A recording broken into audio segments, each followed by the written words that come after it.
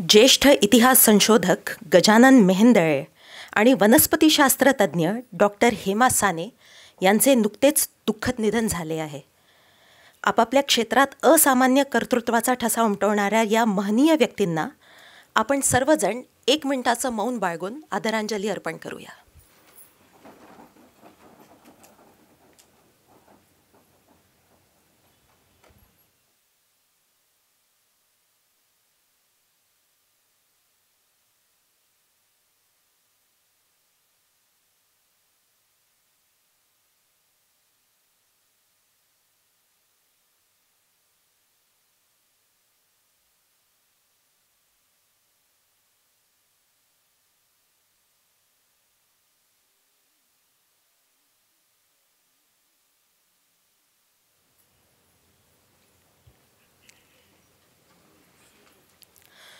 नमस्कार. इंडी हेरिटेज आणि परिमल व प्रमोद चौधरी फाउंडेशन यांच्या संयुक्त विद्यमानी आयोजित मास्टर क्लास या उपक्रमामध्ये मी अनुश्री सुनील घिसाड तुम्हा सगळ्या श्रोत्यांचं मनापासून स्वागत करते. भारतीय ज्ञानपरंपरा, आध्यात्मिक परंपरा आणि उपासना पद्धती यामध्ये शक्ती हे तत्त्व सगळ्यात प्राचीन आणि सर्वव्यापी आहे. हे तत्त्व लिंगातीत आहे. लक्ष्मी रूपात समृद्धीचं आश्रयस्थान असणारी, सरस्वती रूपात ज्ञानाचं दालन प्रशस्त करणारी, अन्नपूर्णेच्या रूपात प्रत्येक जीवनाला पोषण देणारी, ही शक्ती अगदी भक्तिरसापासून ते वीररसाला सुद्धा स्फुरण देणारी आहे. म्हणूनच ही शक्ती कधी अफगाणिस्तानमधल्या आशामाई देवतेच्या रूपात काबुलशाहींची कुलदेवता असते, तर कधी नरेंद्रनाथ दत्त नामक युवकाला केवळ एक स्पर्श करून त्याचा स्वामी विवेकानंद घडवते, तर कधी समस्त संन्यास्यांचे प्रेरणास्त्रोत बनून ब्रिटिश ईस्ट इंडिया कंपनीविरुद्ध त्यांना सशस्त्र लढा पुकारण्यासाठी बळ देते. या शक्ती तत्वामुळेच ही भारतभूमी ही आपल्यासाठी केवळ एक जमिनीचा तुकडा नसून अनादी अनंत शाश्वत अशी आपली भारत माता आहे. कारण या भूमीतील प्रत्येक अणू, प्रत्येक कण, प्रत्येक श्वास यामध्ये या शक्ती तत्वाचा निवास आहे. कवयित्री इंद्रायणी चव्हाण अगदी नेमक्या आणि अचूक शब्दामध्ये हा भाव व्यक्त करताना म्हणतात, चांदण्याची शीतलता मी, कधी नदी मी खळाळती, कधी फुलाची कोमलता मी, कधी वीज मी कडाडती, मीच देते जन्म नव्याला, मीच माता मी धरती, मीच समिधा यज्ञाहुती, प्रेम फुलविते मी प्रीती, मीच प्रकृती मीच संस्कृती, सुहासिनी मी सरस्वती, कामिनी मी मानिनी मी, सुखदा धनदा मी लक्ष्मी, रणांगणी मी रिपुदलहारिणी, मी दुर्गा मी मर्दिनी, पृथ्वीराजची चामुंडाअन, प्रतापाची बाणेश्वरी, शिवरायांची जगदंबाअन, यादवांची योगेश्वरी, मीच भक्ती मीच शक्ती, बंकिमची मा भारती.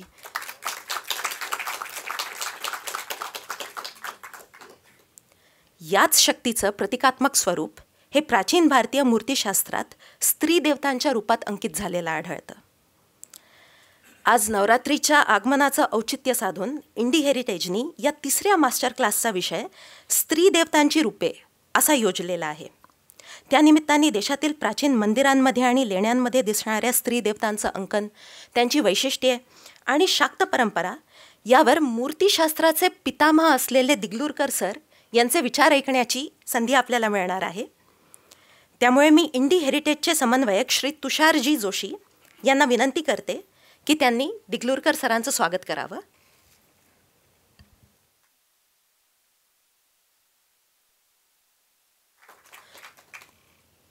मी तुषारजी जोशी यांना परत विनंती करते की त्यांनी कार्यक्रमाचं प्रास्ताविक सादर करावं. धन्यवाद अनुश्री.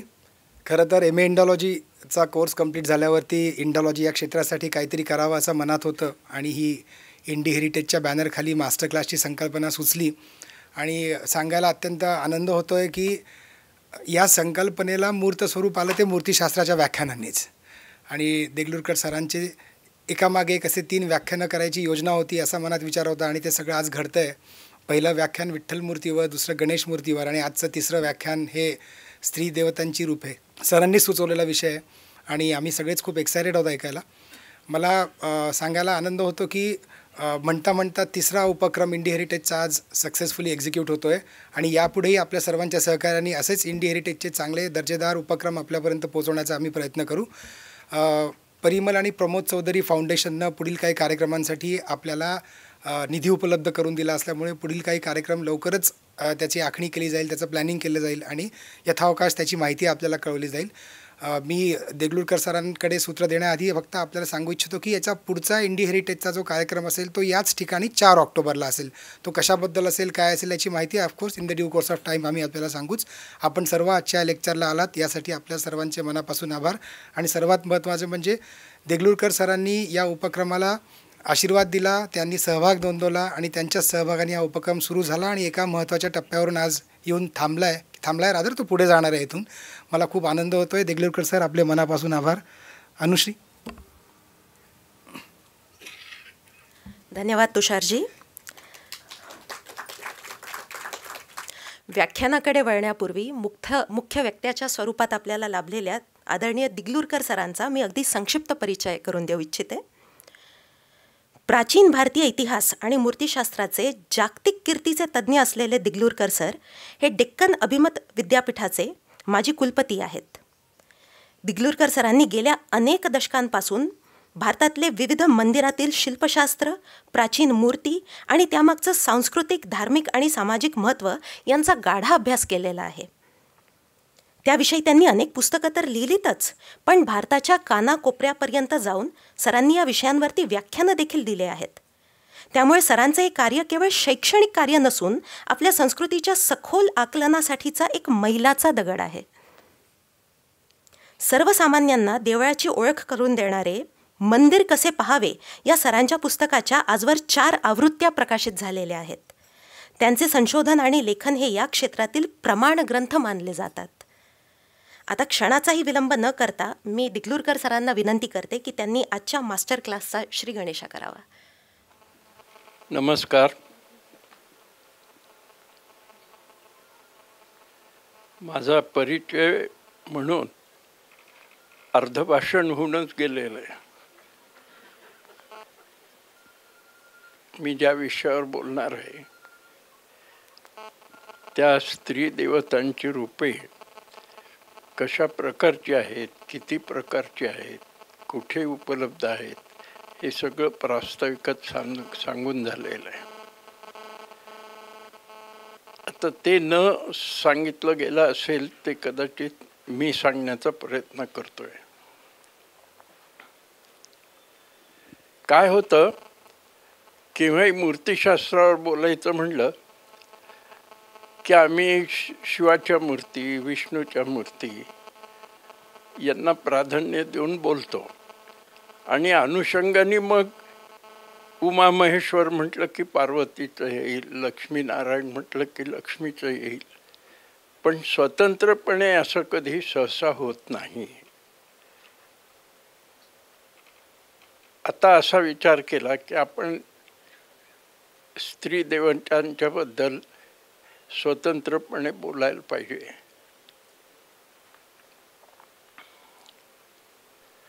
त्यांचा पराक्रम, त्यांची वृत्ती, त्यांचा अभिनिवेश, निर्णय उद्योगाच्या मध्ये त्यांचं स्थान, या सगळ्या गोष्टीबद्दल आपण आज थोडासा विचार करणार आहोत. नंतर मी पारदर्शिका दाखवीनच, पण आधी मी असं सांगेन आपल्याला की पार्वती आहे, आम्ही शिवपत्नी असं म्हणतो. जगत पितरौ वंदे पार्वती परमेश्वरौ असं तिचं स्थान आहे.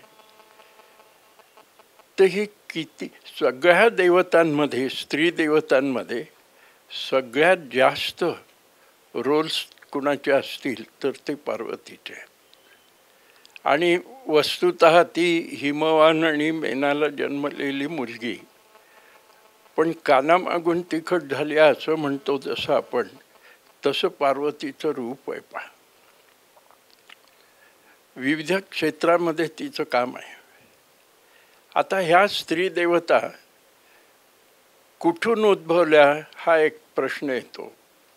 आणि त्याच्या संबंधात आपल्याला असं सांगता येईल की सगळ्यात आधी देवतांची संकल्पना माणसाच्या मनात प्राचीन काळी निर्माण झाली ती मुळी स्त्री देवतांच्याच मुळे, ज्याला आपण म्हणजे मातृदेवता म्हणतो, मदर गॉडेस. ह्या मातृदेवता माझ्या संकल्पने, माझ्या माहितीप्रमाणे ह्या प्रीहिस्टॉरिक पिरियडपासून उपलब्ध आहेत. त्यांचं स्वरूप हे आजच्या स्वरूपापेक्षा वेगळं असलं तरीसुद्धा आपल्याला असं सांगता येईल की त्यांची पूजा फार फार फार प्राचीन काळापासून सुरू आहे. आता पूजा म्हणजे काय, तर आज ज्या पद्धतीनं आपण पूजा करतो तशी ती असायची नाही अर्थात, पण तिला स्मरून तिच्या गुणगानांचं महत्त्व लक्षात घेऊन, तिचं कर्तृत्व लक्षात घेऊन आणि विशेषतः मातृत्व लक्षात घेऊन आम्ही तिच्या मूर्ती त्या काळच्या कलेच्या प्रमाणे आम्ही घडवल्या. त्या सुंदर आहेत असं मी म्हणत नाही, पण त्या काळचा विचार केला तर त्या खरोखरच देखण्या आहेत. कारण त्यांच्याद्वारे कलाकाराला काय अभिप्रेत आहे हे दाखवण्याचा यशस्वी प्रयत्न त्याचा आहे. आणि मग ती मातृदेवता म्हटल्यावर तिचं गरोदरपण आम्हाला शिल्पात न दाखवलं गेलं. तिचं कर्तृत्व तिच्या हातातल्या वस्तूवरनं आमच्या समोर आलं आणि लक्षात हे आलं की ही देवतांची म्हणजे देवांची माता ठरेल. सामान्य जनाची तर आहेच आहे, तर असं स्वरूप आम्ही तिला प्राचीन काळी दिलं की अभिप्रेत काय, भक्तांना काय अभिप्रेत आहे, कलाकारांना काय अभिप्रेत आहे, याचं दिग्दर्शन त्या प्रकारच्या मूर्तींच्या द्वारे घडलं. आणि मग असं लक्षात आलं की जगत पितरो वंदे, मग ही जगाची माता आहे, हिच्यापासून जगाची निर्मिती झाली, देवांची निर्मिती झाली.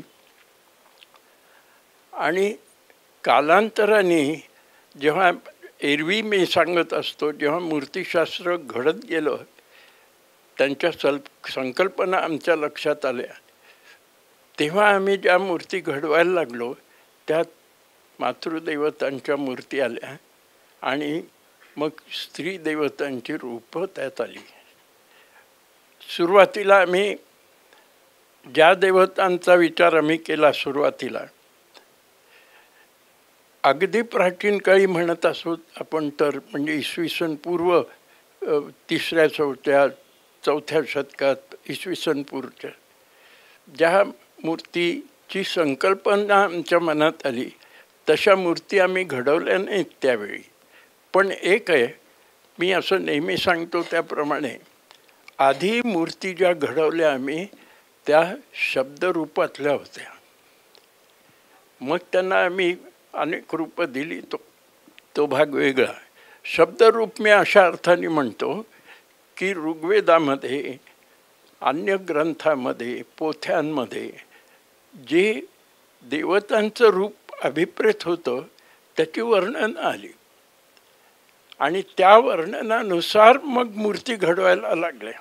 म्हणून सुरुवातीला मूर्तीची शब्दरूपातली आपण मानलं पाहिजे आणि मग तिला आम्ही मानवी आकार देण्याचा प्रयत्न केला.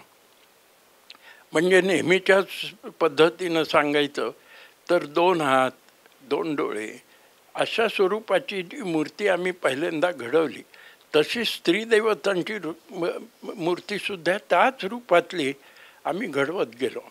आणि आमच्या कालांतराने असं लक्षात आलं की हिचं काम मर्यादित नाहीच, हिचा रोल मर्यादित नाहीच. ही जीवनाच्या अनेक अंगाला स्पर्श करणारी, वाढवणारी, त्याचं सौंदर्य खुलवणारी अशी ही व्यक्ती, अशी ही माता आहे. आणि मग जेव्हा तिचं सामर्थ्य आमच्या लक्षात यायला लागलं तेव्हा अर्थातच तिचे हात वाढले. मी मागेही एकदा बोललो होतो की तुमचे किती हात आहेत त्याच्यावरनं तुमचं कर्तृत्व ओळखलं जात असे. तुम्ही किती रोल्स करता, किती आघाड्यातनं तुम्ही कामं करता ते तुमच्या हातावरनं लक्षात येतं. आता आपण अन्नपूर्णेचंच उदाहरण घेतलं तर असं लक्षात येईल की तिच्या हातात पळी आहे, तिच्या हातात कणीस आहे. एलोराच्या वेरूळच्या दक्षिणेकडच्या मूर्तींमध्ये अशी एक मूर्ती आहे. मग तिच्या हातात पाणी आहे, पाण्याचं लोटा आहे, कणीस आहे, या सगळ्या गोष्टी. आणि पुन्हा देण्याची इच्छा आहे. महत्त्वाचं ही आहे तर ती देण्याची इच्छा असलेली अन्नपूर्णा आहे. कैलासमध्ये अंतराळामध्ये सुद्धा वर तिची मूर्ती आहे. आणि ह्याची कथा फार गमतीची आहे. ती पुढे अर्थात आलेली होती, सुरुवातीला ती नव्हतीच अर्थात, पण नंतर तिला कथारूप दिलं गेलं. म्हणजे असं की शिवाला भूक लागली भयंकर, प्रयत्न केला इकडे तिकडे, काही मिळालं नाही. मग शेवटी त्याच्या मागची भूमिका मी नाही सांगणार. तर शेवटी तो अशा घरासमोर आला की तिथे अन्नपूर्णा उभी आहे आणि तिला हे माहिती होतं हा कुठेही फिरून आला तर इथेच येणार. आणि तो आल्यावर ती त्याला खायला देते, पाणी देते. हे सगळं तिचं रूप पाहिल्यावर आईचं जे काम आहे ती अन्नपूर्णा करत असते ही भावना निर्माण झाली. आणि अशा रीतीनं मूर्ती मग वाढत गेल्या. मी मघा म्हणालो त्याप्रमाणे पार्वतीची रूपं जितकी आहेत तितकी दुसऱ्या स्त्री देवताची नाहीत. एक आत्ता मी तुम्हाला रूप सांगितलं. दुसरं असं की शिवाच्या बरोबर पार्वती आम्ही अभ्यासतो नाही असं नाही, पण तिला स्वतंत्र रूप आहे, स्वतंत्र कार्य आहे तिचं. आता मघा सांगितल्याप्रमाणे दुर्गा, तिचंच पुढे महिषासुरमर्दिनी असं रूप होतं. मग ही दुर्गा ओळखायची कशी तेही महत्त्वाचं आहे. जिच्याजवळ सिंह असतो तिचं वाहन म्हणून ती दुर्गा असते. मग ती 4 हाताची असते, 8 हाताची असते. तिच्याकडनं भक्ताला काय अभिप्रेत आहे आणि किती अभिप्रेत आहे त्याच्यावरनं तिच्या हाताची गणती केली जाते. दुर्गा सामान्यतः आपण फार काय म्हणू रागीट असते किंवा क्रोधदग्ध होत असते असा समज आहे. पण दुर्गेचं सुरुवातीचं जे रूप आहे ते शांतपणाचं आहे. काही वेळा तिच्याबरोबर सिंह असतो, काही वेळा ती सिंहावरच बसलेली असते. आणि लक्षात असं येतं की अरे तूर्त ही काही करत नाही आहे, शांत बसलेली आहे. अशी दुर्गा पुढे महिषासुरमर्दिनीच्या रूपात जेव्हा येते तेव्हा तिचं सामर्थ्य, तिचं बळ, तिची शक्ती, तिचा निश्चय ह्या गोष्टी आमच्या मनात यायला लागतात. आणि त्या महिषासुरमर्दिनीच्या सुद्धा उत्पत्तीबद्दल पुराणं आम्हाला सांगतात. एक गोष्ट मी आधी सांगून ठेवतो आपल्याला की पुराणांमधल्या ज्या कथा आहेत त्या कथा सामान्य लोकांना पटाव्यात अशा स्वरूपाच्या आहेत. मुळामध्ये देवतांचं रूप तसंच असतं असं मानायचं कारण नाही. त्याची उदाहरणं मी देईन तेव्हा लक्षात येईल आपल्या. मग महिषासुरमर्दिनी आली.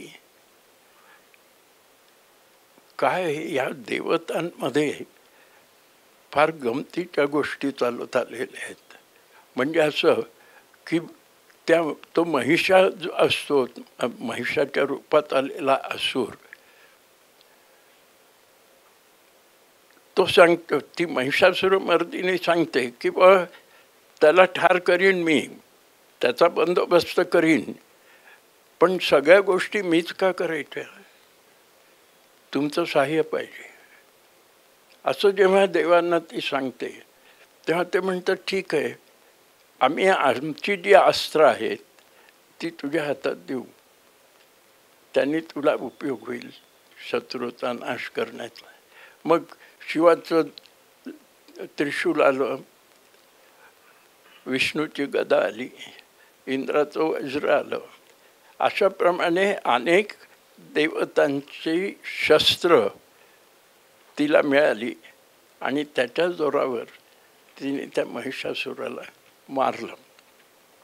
आता ह्या महिषासुराच्या मूर्ती ज्या आपल्याला दिसतात त्या अगदी वेगवेगळ्या प्रकारच्या आहेत. उदाहरणार्थ पल्लव काळामध्ये, पल्लवांच्या शिल्पशैलीमध्ये मूर्ती अशी दाखवलेली असते की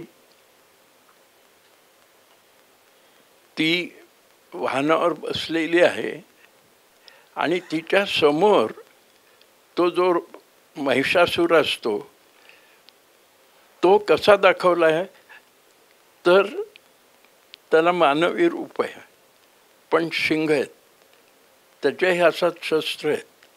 आणि जेव्हा त्यांची लढाई सुरू होते तेव्हा त्याला अगदी असं वाटत असतं की मी इतक्या देवांना त्रस्त केलेलं आहे, माझं एवढं सामर्थ्य आहे, ह्या बाई मला काय, म्हणजे बाईंच्याबद्दल काय कल्पना असतात बा लोकांच्या. तर ती म्हणत, त्याला वाटतं की ही काय करणार, म्हणून तो राक्षस गदा घेऊन शिवाच्या अंगावर जातो. मग पुढे काय परिणती त्याची होती हे आपल्याला माहिती आहे. पण अशा पद्धतीनं आम्ही मूर्ती घडवायला लागलो, ते आमच्या मनाचे भाव त्याला आम्ही रूप दिलं आणि ते देवतांच्या द्वारे आम्ही दाखवतो तेव्हा ते सामर्थ्य संपन्न असतात, असा त्याचा भाव असावा असं वाटते. सगळ्या मूर्ती सगळ्यांना कळतात असं नाही. मला ज्या मूर्ती कळल्या असं मला वाटतंय ते दुसऱ्याला वाटत नसतं. कित्येकदा त्यांचा रोल काय आहे, त्यांचं काम काय आहे, हे मला जे अभिप्रेत आहे ते दुसऱ्या सगळ्यांना अभिप्रेत असतं असं नव्हे. पण मग तुलनेने पाहिलं म्हणजे त्याच्या अभ्यासकाचं जे मत आहे ते मत मानायला काही हरकत नसते, कारण त्याचा थोडासा अभ्यास असतो. पोथ्यातनं स्क्रिप्चर्समधनं आपल्याला त्यांची वर्णनं कळतात, माहिती होतात. हा एक भाग झाला. मग पार्वतीचे अजून रोल्स काय आहेत, काम काय आहेत तिच्याकडची, कर्तव्य काय तिचं.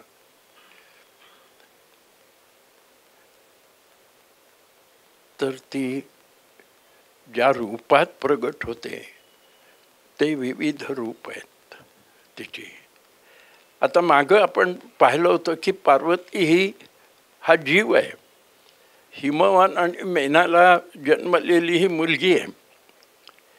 पण पहा, नर करणी करे तो नर का नारायण हो जाय, असं जे म्हणतात ना, ती पार्वती जीव असताना तिला असं महत्वाकांक्षा तिची अशी आहे की मी देवत्व प्राप्त करून घेईन.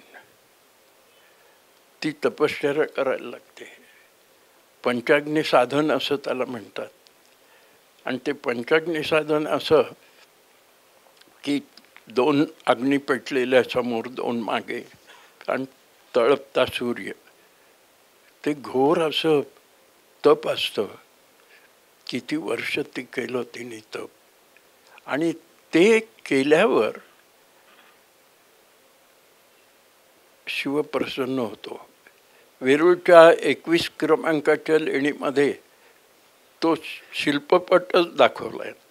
त्याच्याबद्दल मी वेगळं विधान करणार आहे, ते नंतर सांगतो तुम्हाला. पण ते असं किती तपश्चर्या करत असते आणि शिव तिथं प्रकट होतो, अर्थात शिवाच्या रूपात नव्हे. तेव्हा तो त्याची अपेक्षा असते की पार्वतीने त्याच्याशी लग्न करावं. पण हा असा आलेला की तुम्हाला माहीत आहे शिवाचं रूप किती भयंकर आहे, राख लावलेले अंगाला वगैरे वगैरे वगैरे. तर स्नानाला जातो, त्याच्या मगरीने पाय धरला त्याचा, आणि मग तो ओरडायला लागतो. अर्थात मग ही येते आणि ही डावा हात पुढे करते. त्याची अपेक्षा की उजवा हात का नाही शिकवत. ती म्हणते that is reserve for somebody else. तर हे तिचं वाक्य नाही, अशा अर्थाचं ती बोलली असणार. अशा नाही तर तुम्ही म्हणणार ती कॉन्व्हेंटमध्ये कधी गेली होती, असं नाही. तर ती मग तो स्वतः प्रगट होतो. पण ते होतं काय त्याचं, शिवाने जेव्हा तिला ह्या काल ह्याच्यानंतर मागणी घातली, तेव्हा ती म्हणते वडिलांना विचारायला पाहिजे. ही कथा तुम्हाला सगळ्यांना माहिती असेल, वेरूळला तुम्ही गेला असाल. पण कलाकाराची किमया अशी की लहान लहान गोष्टीच्या द्वारे सुद्धा ते त्यांचं मन प्रगट करत असतात, त्या कथानायकाचं किंवा कथेतल्या अन्य वस्तूंचं. पूर्वी असं होतं बरं का, कारण हे मूर्ती ज्या घडल्या त्या सगळ्या मूर्ती पूर्वीच्या लोकांनी घडवलेल्या आहेत.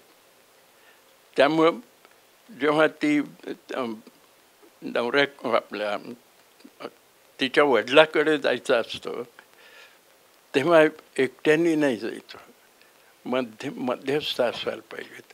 कारण तुम्ही तुमच्या तोंडाने जितकं स्तुती कराल तुमची तितकी करू शकता ना, पण विश्वास काय, खरं कसं मानायचं, म्हणून मध्यस्थ जात असतात. आणि मग एकट्याने कसं जायचं, मग गुरु बरोबर पाहिजेत, पुरोहित बरोबर पाहिजेत. मग तो पुरोहिताला घेऊन ब्रह्मदेव जातो मागणी घालायला वगैरे वगैरे. ही कथा तुम्हाला सगळ्यांना माहिती, म्हणून मी फार विस्तृतपणे सांगत नाही. आता माझ्या म्हणण्याप्रमाणे किंवा अभ्यासाप्रमाणे म्हणतो, म्हणजे थोडं तुम्हाला वजन वाटेल त्या वाक्यात. त्या ह्या मूर्ती ज्या असतात, हे लग्न जे असतं हे मानवी पातळीवर शिल्पांकित केलेलं आहे त्या कथेमध्ये. पण मुळात जे लग्न शिवाचं पार्वतीशी झालं त्याची कथा वेगळी आहे, ते मी तुम्हाला सांगणारच आहे. पण काय झालं, सामान्य भक्ताला या शिल्पामध्ये ज्या गोष्टी दाखवल्या त्याच्यामुळं त्याचं देवाशी एक नातं जोडलं जातं. आपल्यासारखेच देव दिसतात असं त्याला वाटत असतं. माझं म्हणणं असं की देवासारखं तुम्ही व्हायला पाहिजे, पण तसं आपलं सहसा होत नाही. प्रयत्न करायला पाहिजे असतात, असं त्याचा अर्थ आहे. तप करायला पाहिजे असतं. आता झालं काय, तिचं लग्न होतं. मी मधनं गोष्टी सांगेन. शिवाशी लग्न होतं. आता ते लग्न मुरलं ना, म्हणजे नवरा बायकोचे त्यांच्या वागण्यामध्ये थोडा फरक पडतो. तिला लक्षात येतं हा आता आपल्या हातात आलेला आहे. आणि मग काय होतं, शिव सहज खेळीमेळीनं बोलत असताना, वागत असताना एकदा तिला म्हणतो की तू किती काळी आहेस, माझ्या गळ्यातला भुजंग जसा असावा तसं तुझं रूप आहे. सहज चेष्टेने म्हणतो तो, पण काही वेळा काय असतं, चेष्टेने म्हटलेलं खरं असतं. म्हणतो मनुष्य चेष्टेने मी म्हटलं म्हणून, तसं काही असत नाही. पण इथं चेष्टाच होती बरं का. मला कळलं ते पुढल्या कारणाने सांगतो तुम्हाला. असं म्हणल्यावर तिला राग येतो, साहजिक आहे. ती विचार करते की आता आपल्याला गोरं व्हायला पाहिजे, तर ह्याला पटेल. मग ती तप करते. तर पहिलं जे तप आहे पंचाग्नी साधन, हे दुसरं जे आहे हे लग्नानंतरचं तप आहे. आणि हे कसं आहे तर तप करण्यामुळं पार्वती गोरी व्हायला लागते. तिचं जे सुरुवातीचं कवच आहे ना, कौशिक म्हणतात त्याला, कोश, तो कोश बाजूला होतो, ती गोरी होते, अशी ती कथा आहे. आता हा विषय केव्हा आला असेल ह्या पुराणामध्ये, जेव्हा काळेपण गोरेपण ह्याची तुलना व्हायला लागते तेव्हा आलेला असणार ना. ती कौशिकी आहे, ती म्हणते की काही म्हणजे मला ते कोश मला मिळाला पार्वतीचा, मी काहीतरी केलं पाहिजे की नाही, मला साजेसं, कोशाला साजेसं.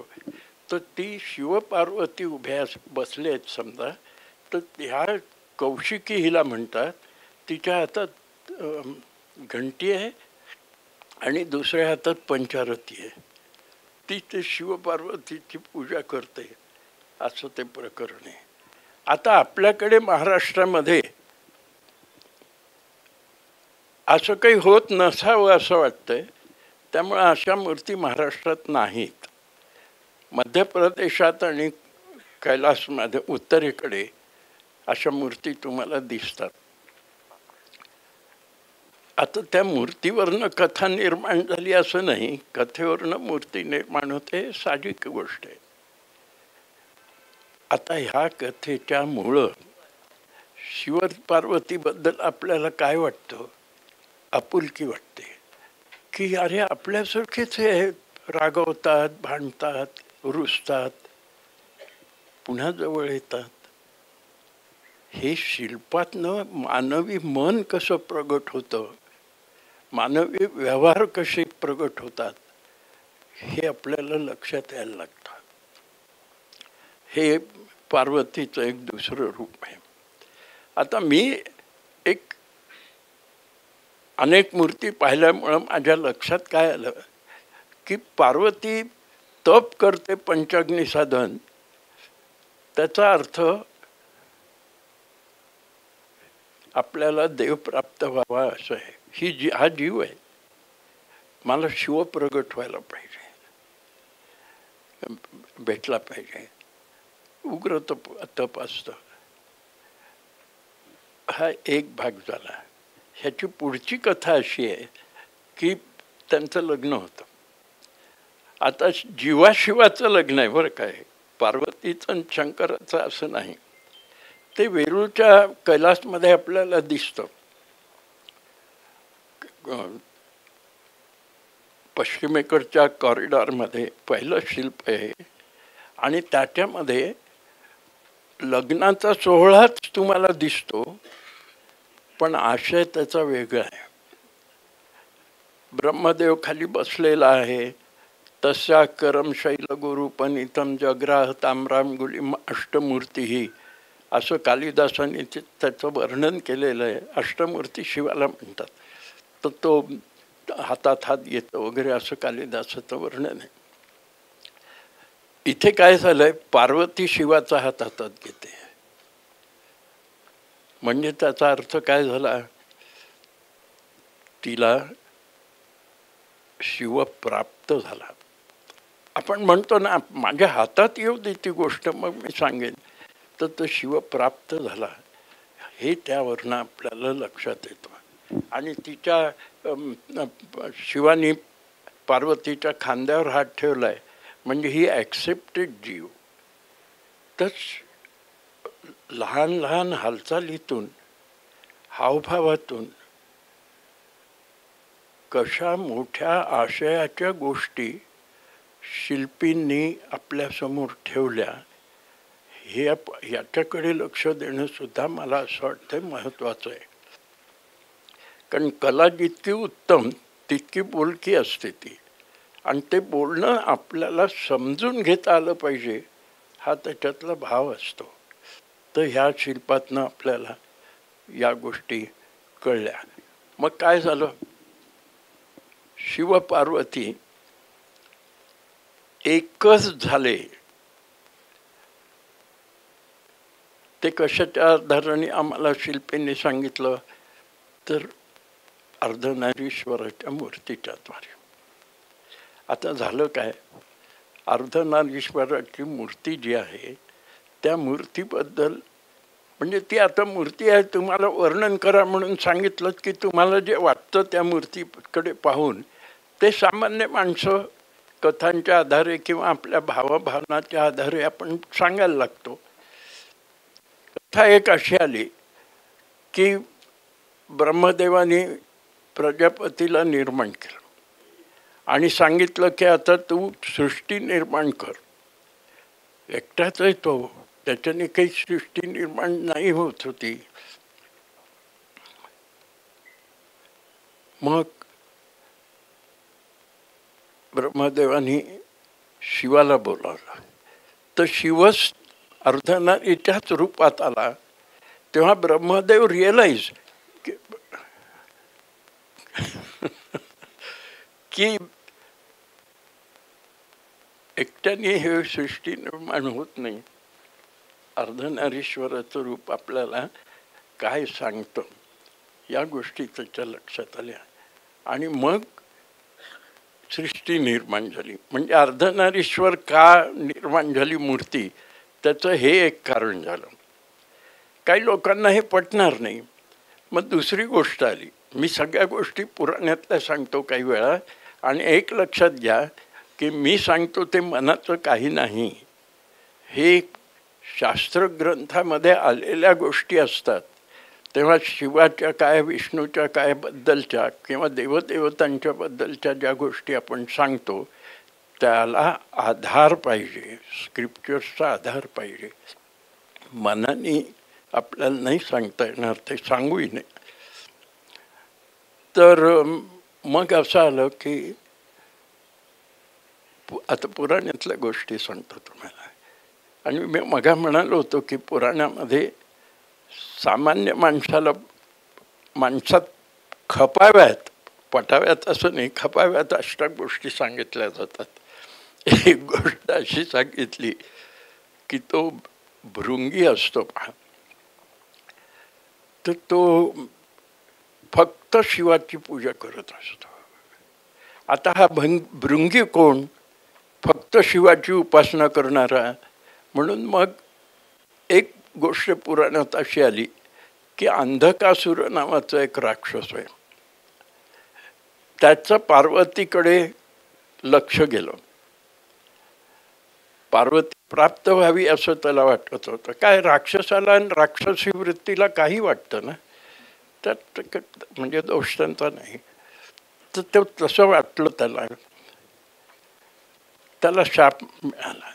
पण झालं काय की त्यांनी शिवाची माफी म्हणजे दिलगिरी व्यक्त केली, माफी मागितली. मी थोडं थांबलो होतो कारण माफी हा शब्द उर्दू आहे, पण इलाज नाही, आपल्याला काहीतरी शब्दाद्वारे प्रगट करायचं असतं. तेव्हा आपल्या अंधकासुराच्या मूर्ती जेव्हा तुम्ही पाहाल तेव्हा केव्हाही जसं महिषासुराचा कथा आम्ही ऐकली, त्याला मारलं जातं, अंधकासुराला मारलं जात नाही. तुम्ही जेव्हा त्याची मूर्ती पाहता तेव्हा तो शिवाकडे पाहून नमस्कार करत असलेला दिसतो. म्हणजे माफी मागितली, दिलगिरी व्यक्त केली. मग ठीक आहे, आता रुळावर येतोय असं वाटलं शिवाला. तो अंधकासूर भृंगी म्हणून जन्मतो. आणि त्याला माहीत आहे पार्वतीमुळं मला शिक्षा होत होती, तेव्हा मी पार्वतीकडे नाहीच पाहणार, मी फक्त शिवाच्या भोवती प्रदक्षिणा घालणार. कथेची निर्मिती अशी. पण पार्वतीन शिव अंगाला अंग लावू नयेत. मग पार्वतीला सोडून कशी प्रदक्षिणा घालायची. तेव्हा तो भृंगी आहे ना, तसं भोगतून बरोबर शिवाच्या भोवती फिरायला लागतो. अशी एक कथा आहे. आणखी एक कथा अशी या शिवपार्वतीच्या संबंधातली, या अर्धनारीश्वराच्या संबंधातली.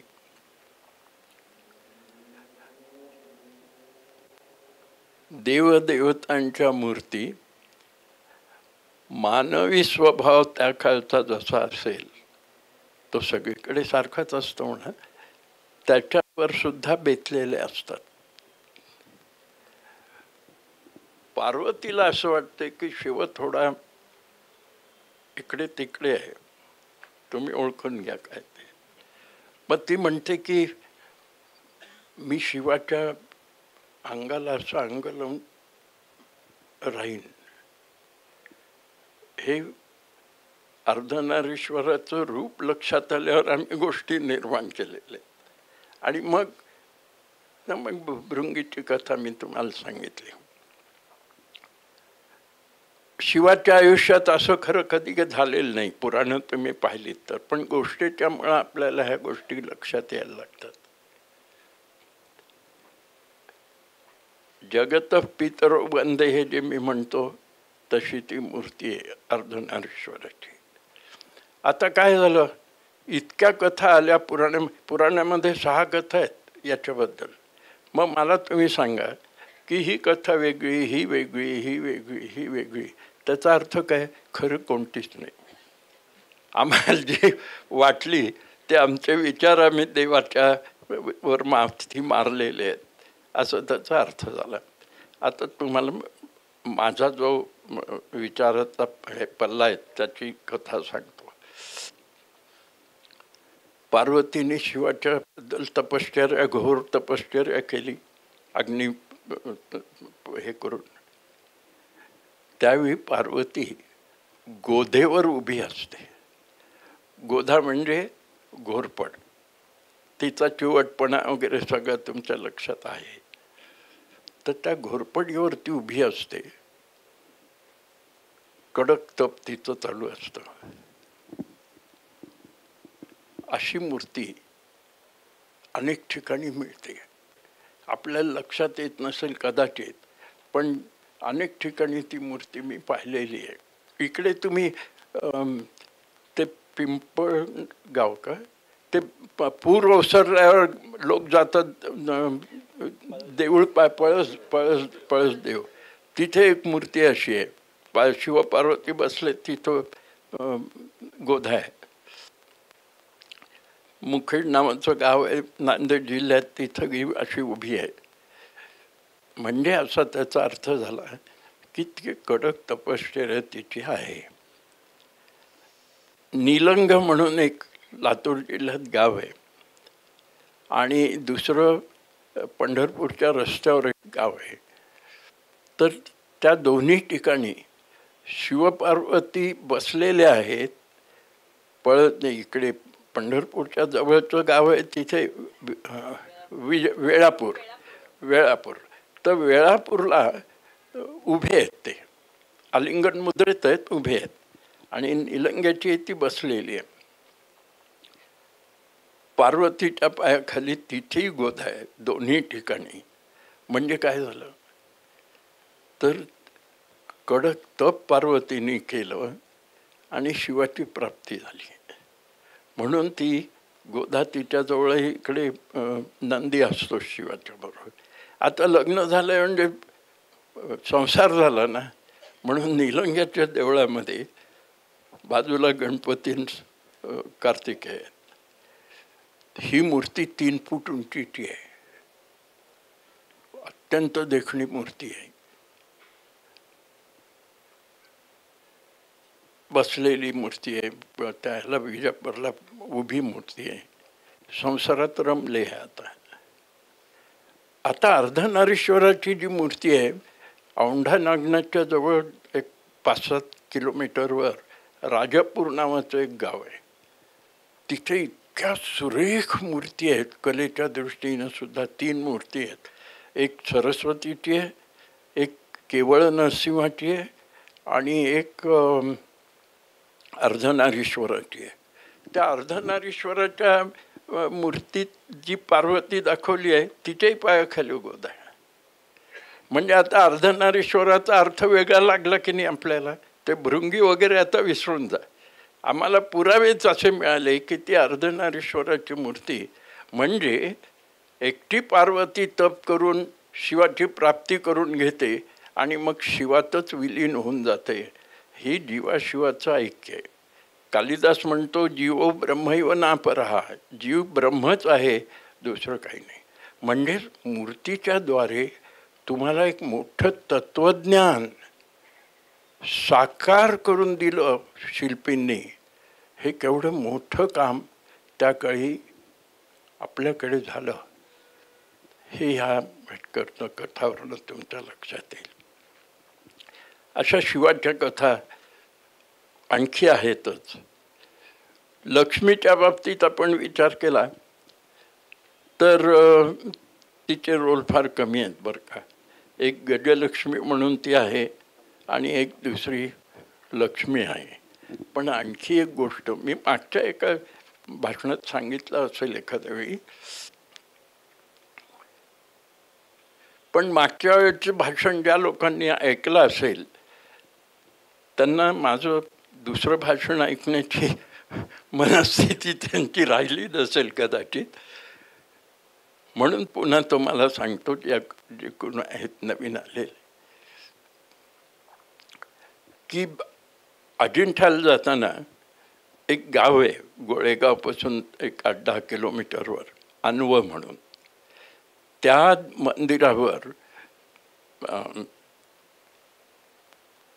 देवीच्या मूर्ती आहेत.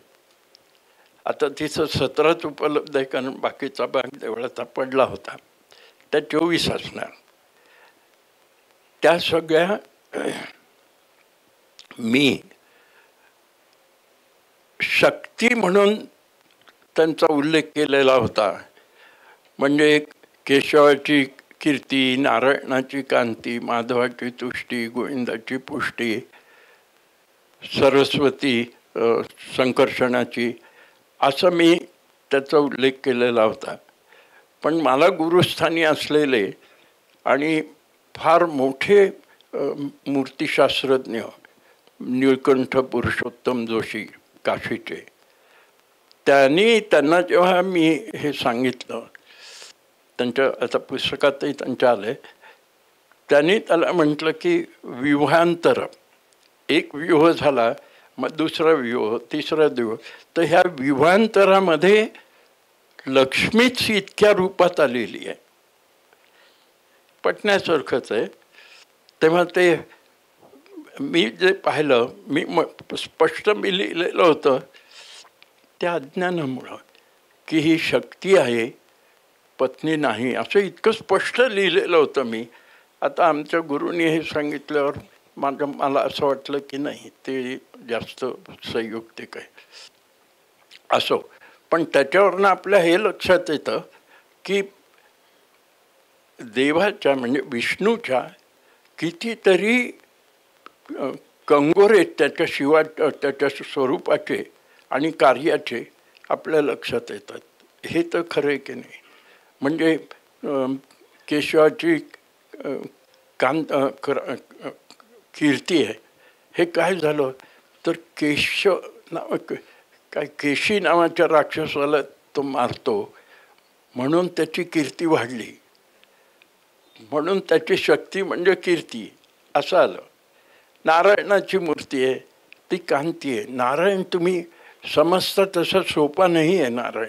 नारायण ना, रा आणि यन ह्या सगळ्याचा अर्थ समुद्र, पाणी असा होतो.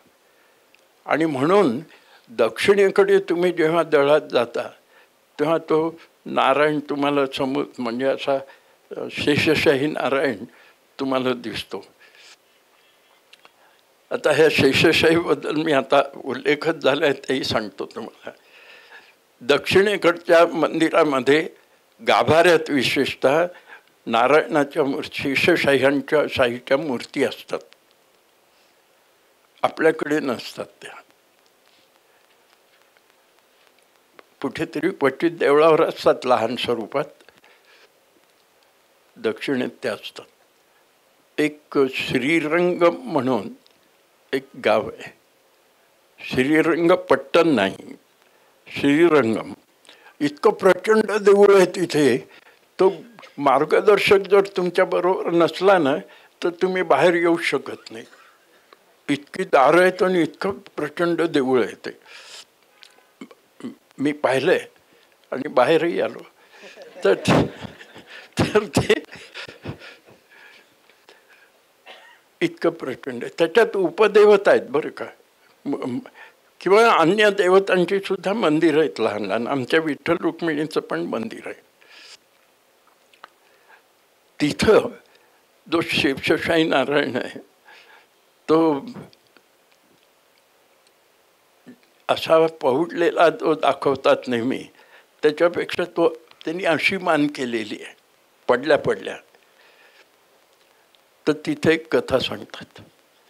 एक नर्तिका असते, देवदासी म्हणा, नृत्य करत असते.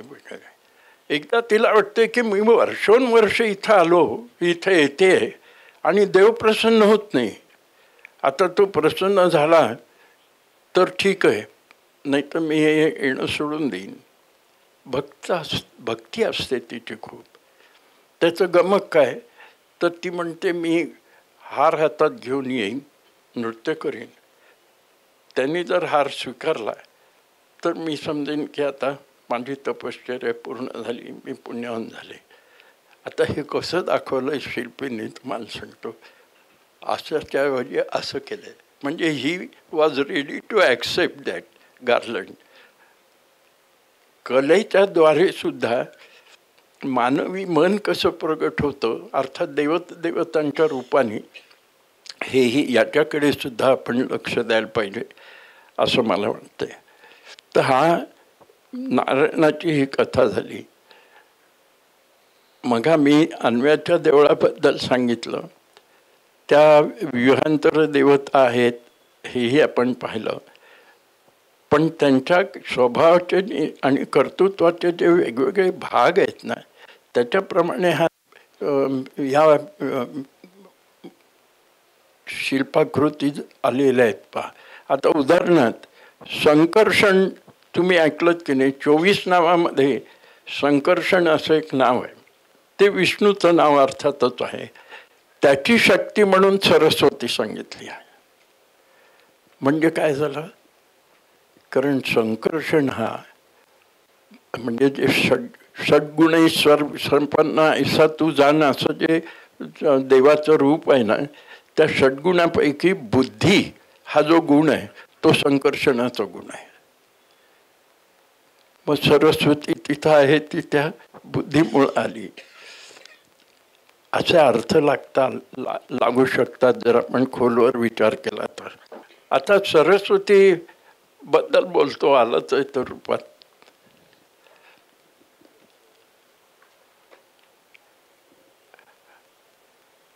सरस्वती आता संकर्षण आपण पाहिला. गणपती बरोबर सरस्वती असते, कार्तिकेया बरोबर सरस्वती असते.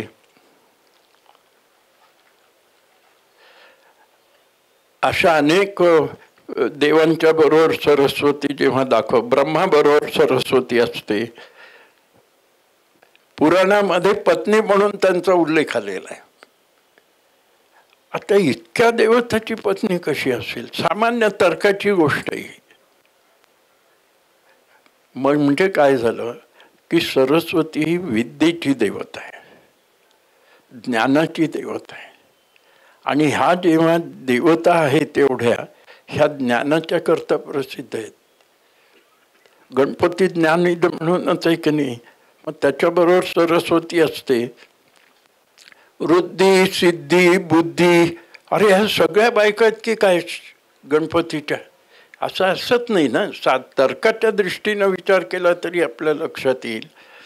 तशी सरस्वती पण गणपती बरोबर आहे.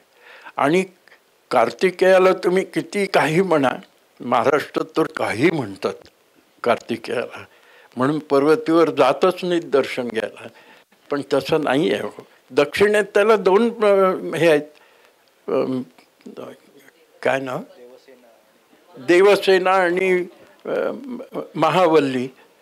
तर आता ती देवसेना ही तो देवाचा सेनापती आहे ना, म्हणून देवसेना आहे. म्हणजे त्याची शक्ती आहे, ती पत्नी नाही. मी नेहमी सांगत असतो की पत्नी शक्ती असू शकते, पण शक्ती पत्नी नसते. फरक लक्षात घेतला म्हणजे तुमच्या कळेल तुम्हाला.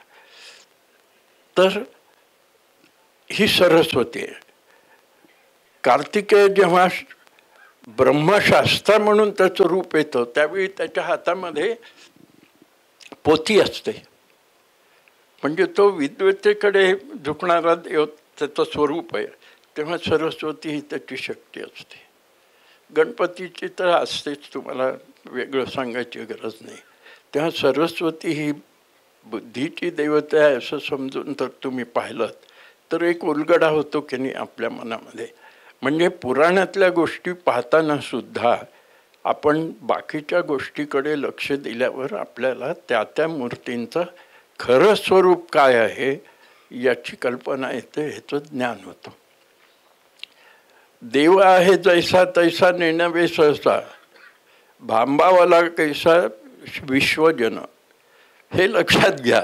देव जसा आहे तसा आपल्याला कळलेला असतोच असं नाही.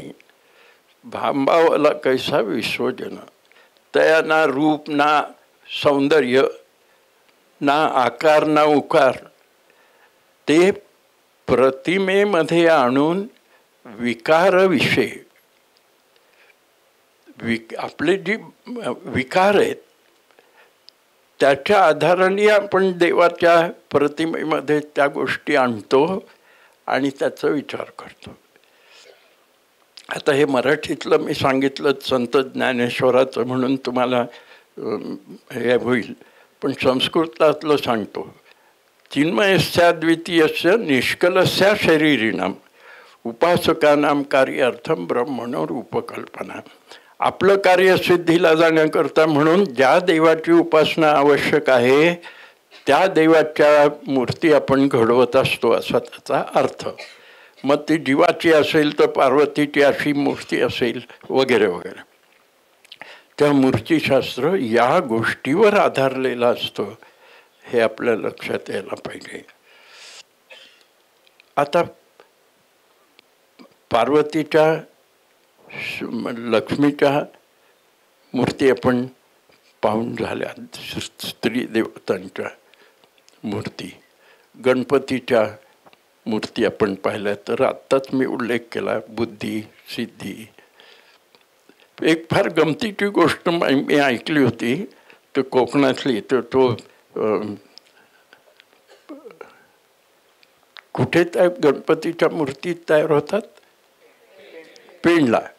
तर पेणला तिथलाच मनुष्य गेला, त्याला त्यांनी सांगितलं की मला सिद्धिविनायकाची मूर्ती पाहिजे.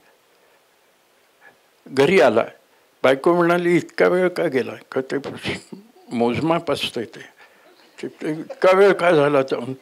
तर तो म्हणतो मी असं गेलो होतो सिद्धिविनायकाची मूर्ती, कारण मला नातवाचे तोंड पाहायची फार घाई झाली आहे. मग ती म्हणते काय तुम्ही, हे नेहमीच असतं. तुम्ही जर म्हणाला असतात की बालगणपतीची मूर्ती करून दे तर किती चांगलं.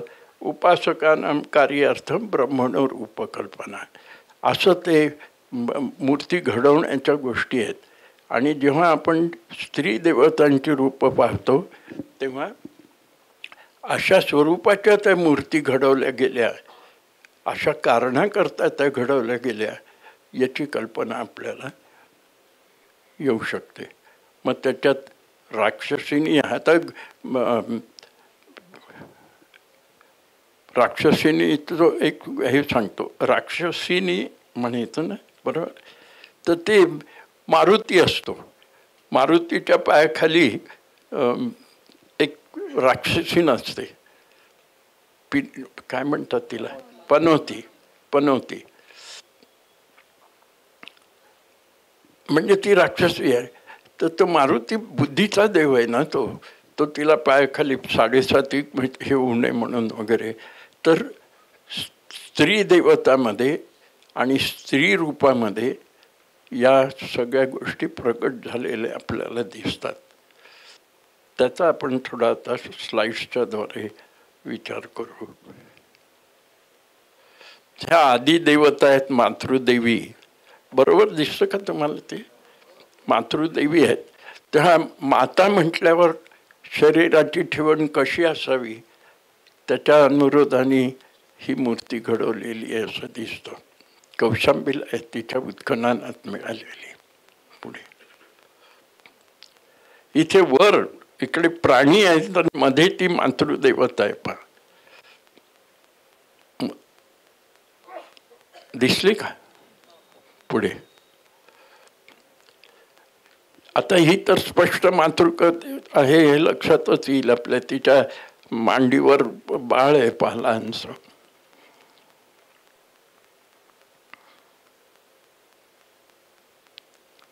तीच आहे.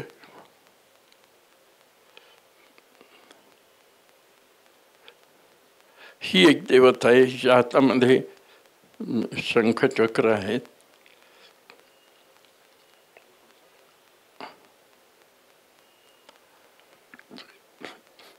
ही षष्ठी आहे. षष्ठी तुम्ही मी आमच्या नांदेड जिल्ह्यात एका देवळावर षष्ठी दाखवली आहे. तर ती काय असते, ती गाढवावर बसलेली असते आणि तिच्या हातामध्ये झाडू,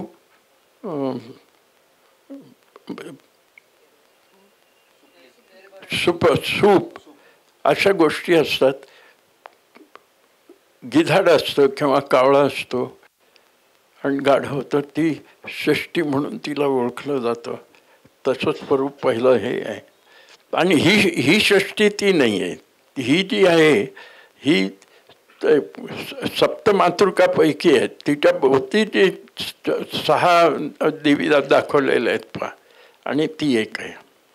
पुढे षष्ठीच म्हणतात. ही एक आहे षष्ठी. तर ते स्कंद आणि ते थोडं लिहिण्यात चुकलंय.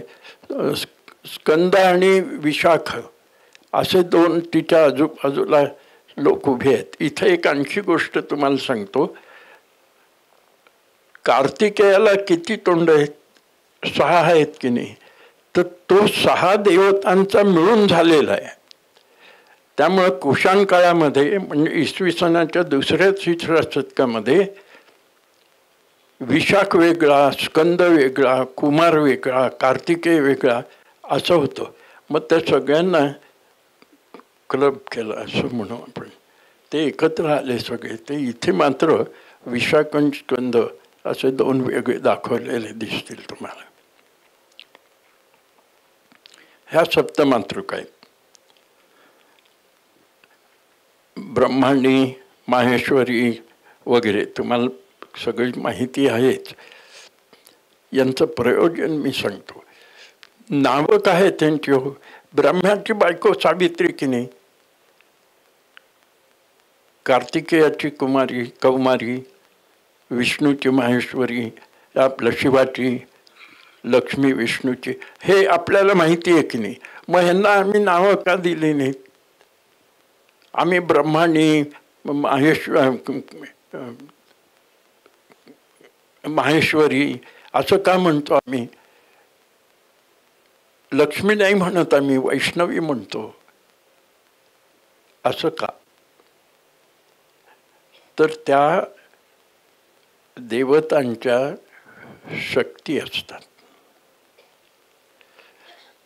म्हणून आपण त्यांची नावं नाही सांगत. त्यांच्या पतिदेवांची नावं त्याचं रूप सांगतो. एक पुढे सांगा. नाही, ह्याच्या आधीच घ्या. हां, हे ठीक आहे. हे मी हे मुद्दाम तुम्हाला दाखवतो तसं, कारण असं पुढे आपण स्लाईड पाहू येईल तेव्हा. वेरूळच्या कैलास लेणीमध्ये तळाशी 2 मोठ्या मूर्ती आहेत. एक अष्टतालातली शिवाची मूर्ती आहे तांडवाची, आणि एक शिवमहायोगी म्हणून दाखवलेला आहे. तर ती अष्टतालातली शिवाची जी मूर्ती आहे ती प्रचंड आहे, मोठी मूर्ती आहे, चांगली. शिवनृत्य करतोय. बाजूला हत्तीचं सोंड आणि हत्तीचा पुढचा भाग, फोर पार्ट ऑफ एलिफंट, तो दाखवलेला आहे. सामान्यतः आणि विशेषतः दक्षिणेमध्ये अंधकासुर आणि गजासुर हे एकाच मूर्तीत दाखवलेले असतात. पण महाराष्ट्रामध्ये आणि विशेषतः ह्या मूर्तीकडे तुम्ही पाहिलं तर लक्षात येईल की ही निव्वळ गजासुरवधाची मूर्ती आहे. अंधकासुराचा काही भाग नाही आहे ह्याच्यात. एक बाई आहेत पाश्चात्य, त्यांनी असं म्हटलं, डोरिस श्रीनिवासन, त्या बाई असं म्हणतात की ही अंधकासुराची मूर्ती आहे, कारण भृंगी तिथं दाखवलेलं आहे. पण मी म्हटलं मग शृंगी पण आहे, मग ती अंधकासुराची कशी होईल? आणि शिवाय त्याच्या पायाशी ह्या 7 मात्र, माझा मुद्दा हा आहे, त्याच्या पायाशी 7 माता बसलेल्या आहेत. याची कथा पाहिलीत की तुमच्या लक्षात येईल त्याचं प्रयोजन काय आहे त्यांचं. कथा अशी आहे की मग सांगितल्याप्रमाणेच आहे की शिव म्हणतो की मी एकटा काय, तुम्ही आपलं बसता वर देऊन आणि संकटात आलात की माझ्याकडे धावत येता, असं नाही चालणार. ह्यावेळी तुम्ही तुमच्या शक्ती द्या मला. तर त्या 7 माता ज्या दाखवल्या आहेत त्या 7 देवांच्या शक्ती आहेत. आता तुम्ही ही जी स्लाईड पाहता, यांना ब्रह्माणी कौमारी असं का म्हणतात हे आता तुमच्या लक्षात आलं असेल की त्या शक्ती देवता असतात.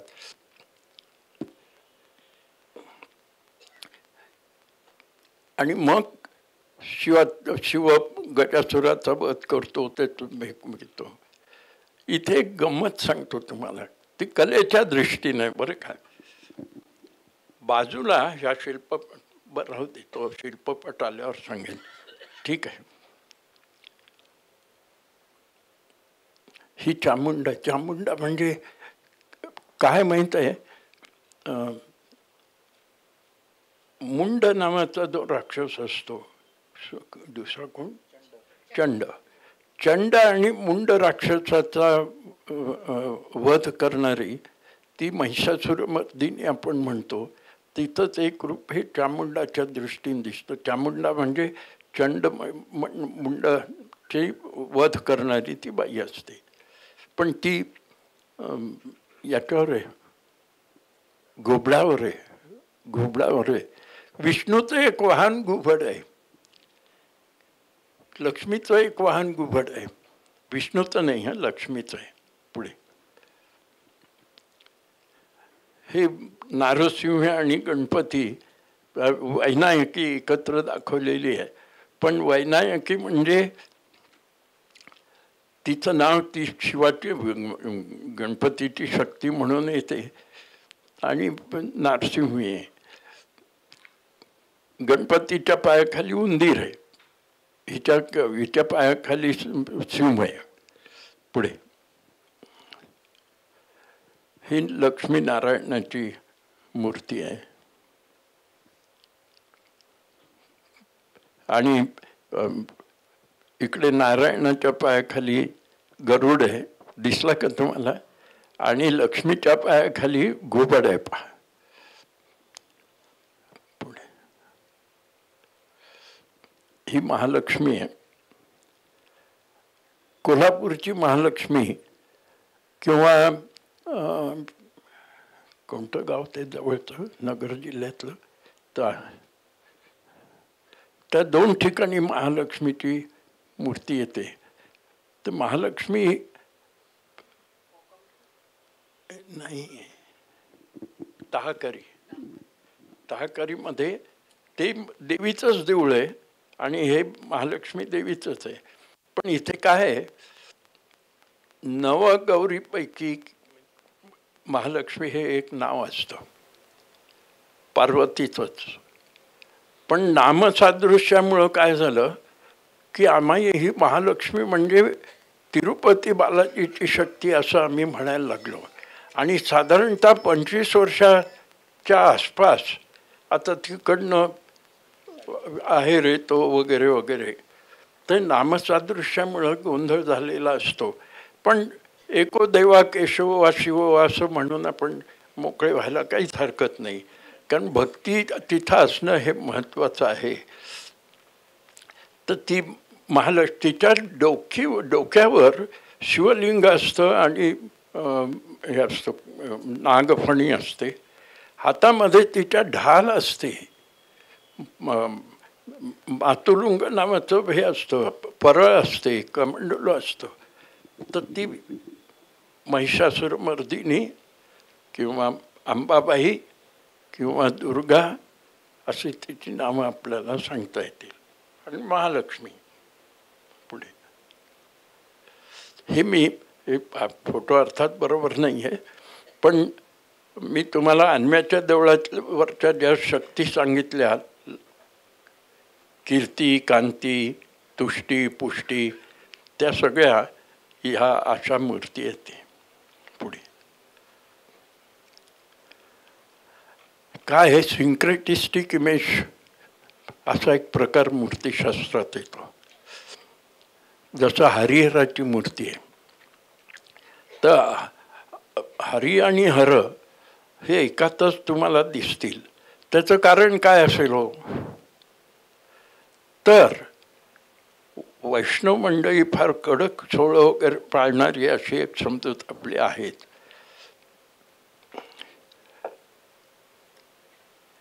आणि शैव त्यांचं दक्षिणेत तर खूपच काय काय होतं. तर ते एकट्या विष्णूचीच उपासना करत असत. मग झालं असं की इथे आपल्याला शंकराचार्यांच्या सारखी महान व्यक्तीची आठवण होते, कारण पंचायतन पूजा त्यांनी आणली. मग आम्ही असं ठरवलं की मूर्तिशास्त्रकारांनी की हरी आणि हराची एकच मूर्ती करूया, तुम्हाला दोन्हीची उपासना करता येऊ शकते. माझं म्हणणं असं, कल्पना ही वस्तुस्थिती असं नाही. तो जो हाराची उपासना करणारा होता ना, अर्ध अंगाराचा असतो, अर्ध विष्णूचं असतं, तर तो फक्त ह्या अंगाचीच पूजा करायचा. दर्शन अभिषेक करायचा असेल तर एवढ्याच अंगावर पुरेल असं करता करता काय झालं की ते अभिषेक करताना इकडेही पाणी आलं. मग म्हणलं पाणी नुसतं कशाला टाकायचं, त्यालाही स्नान घालू. एकत्र आले अशा रीतीला की यालाही गंध लावू त्याला. असं असावं.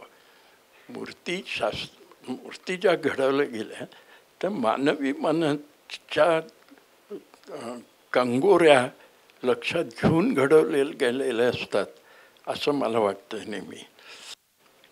ही हां, तर तशी ही सिंक्रेटिस्टिक इमेज आहे. पा आता आम्ही लक्ष्मी काय म्हणायचं, तर हातात चक्र आहे, इकडे सिंह आहे म्हणून दुर्गा म्हणायचं, आणि सरस्वती कारण तिच्या हातात पोथी आहे. तर 3 in 1 असं आपण म्हणू. अशा तर तिन्ही देवतांची तुम्ही एकत्र पूजा करू शकता असा त्याचा भाव असतो. पुढे हरिणी काय झालं, शिवराम मूर्ती नावाचे एक मोठे शास्त्रज्ञ, आमचे मूर्तिशास्त्रज्ञ, त्यांनी ही मूर्ती पाहिली हरणाची, हरिणीची. ते म्हणाले नाही ही काय गायीची आहे मूर्ती.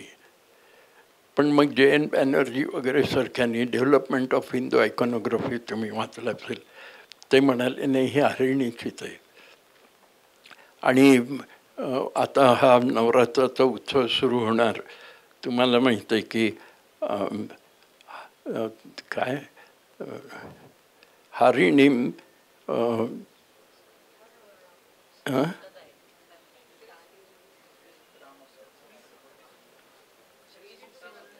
श्रीसूक्तामध्ये, नाही मला ते वाक्य लक्षात येत नाही, तर त्या हरिणीचं मूर्ती सुवर्ण तर ती हरिणी इथे दाखवलेली, म्हणजे देवीचंच रूप आहे ते. सप्तशतीमध्ये याचा उल्लेख येतो, श्रीसूक्तामध्ये येतो. श्रीसूक्त हे ऋग्वेदाचं परिशिष्ट जे आहे त्याच्या दुसऱ्या भागात ते श्रीसूक्त आलेलं असतं. आता सगळे श्रीसूक्त वाचतात आपण म्हणतोय. तर ती हरिणी आहे. लक्ष्मी हरिणीच्या रूपात इथं तो असते. आता इथं गाईच्या तोंडात ती देवी दाखवलेली आहे पहा, काऊ फेस्ट.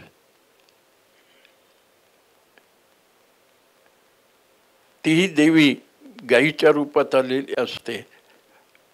म्हणजे काय तर गाय काय आहे, हरिण काय आहे, हे देवस्वरूप देवी स्वरूपच प्राणी आहेत असं मानून त्यांचं संरक्षण करणं हा भाग त्याच्यात येतो.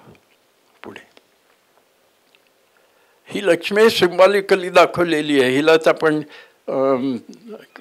श्रीवत्स म्हणतो. विष्णूच्या छातीवर दाखवलेला असतो.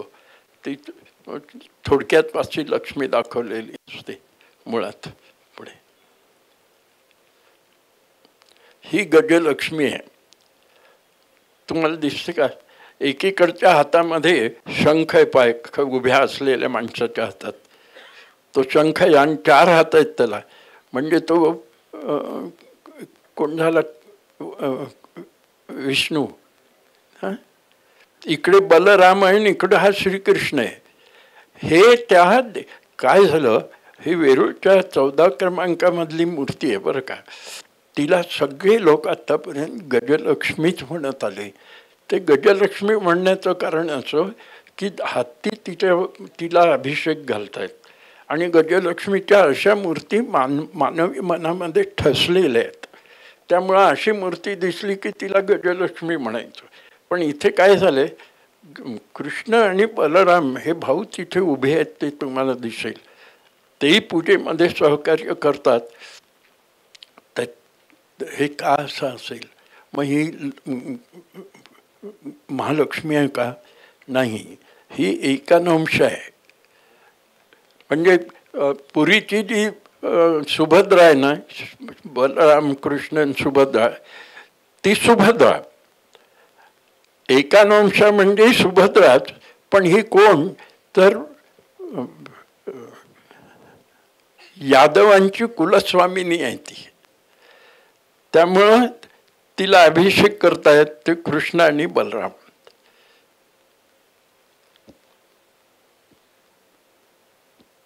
ही सरस्वती आहे. तिच्या हातामध्ये काय काय पाहता. पुढे तिचं काही वेगळं वर्णन करायचं कारण नाही. ही नृत्य सरस्वती आहे. ही वरंगलच्या रामप्पा देवळाच्या छतावर ही दाखवलेली आहे, नृत्य करत असलेली. अशीच नृत्य सरस्वती आपल्याला माणकेश्वर म्हणून बार्शीजवळ गाव आहे, तिथे तुम्हाला नृत्य सरस्वती दिसेल. ही सरस्वती, आता मी जे तुम्हाला जीव आणि शिवाच्या गोष्टी सांगत होतो त्यातली ही राजापुरीची अर्धनारीश्वराची मूर्ती आहे. फार सुरेख मूर्ती आहे. तिच्या पायाशी गोध आहे.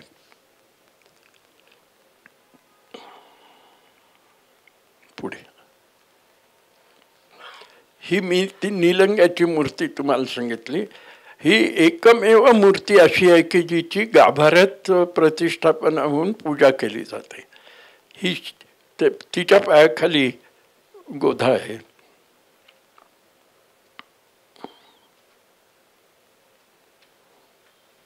ही मी ती जी गजासुराची मूर्ती तुम्हाला सांगितली, तिच्या पायाखाली ते 7 हे आहेत, शक्ती आहेत.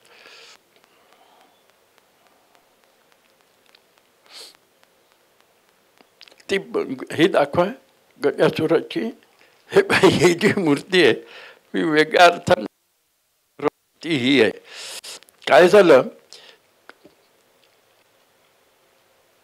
शिव अमक्या राक्षसाला मारतो, तमक्या राक्षसाला मारतो, त्रिपुरांतक आहे वगैरे वगैरे.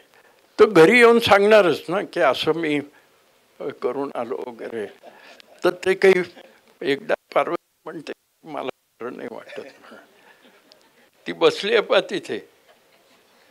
तेव्हा शिव ह्या प्रचंड रूप घेऊन मोठ्या आवेशाने द्वेषाने त्या राक्षसाचा वध करत असतो, गजासुराचा.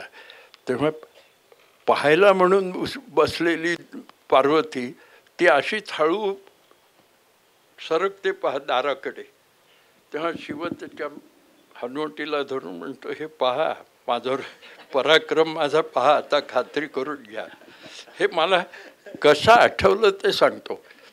आम्ही SP कॉलेजला असताना, फार जुनी गोष्ट आहे, तर त्या अशा पायऱ्या असायच्या पा त्याला, तर प्रॅक्टिकल्स वगैरे पाहायला म्हणून. तेव्हा शेवटी बसलेली मुलं आधी अशी पोज घेऊन निघून जायची. ती पार्वती निघाली आहे पाहत. ही तपस्विनी पार्वती आहे, तिच्या पायाखाली गोदा आहे पहा.